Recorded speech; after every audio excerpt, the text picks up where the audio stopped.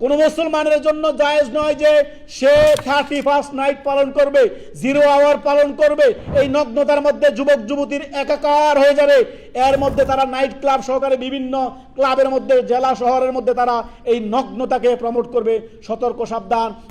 ইসলামে না আরবি মাসকে বছরকে উদযাপন করা আছে, নাকি বাংলা নববর্ষকে উদযাপন করা আছে। কোনো নববর্ষ বলে ইসলামে কোনো কিছু নেই।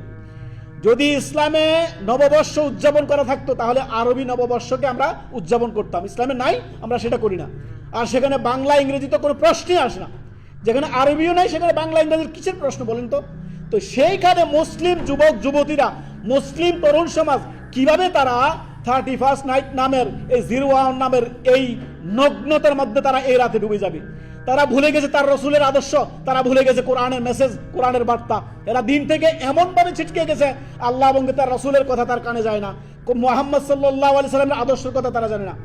এই দিনে এই রাতে তারা বিভিন্ন জেনারে বিচারে উন্মাদনায় তারা হারাম নাজায়েজ কাজে তারা লিপ্ত।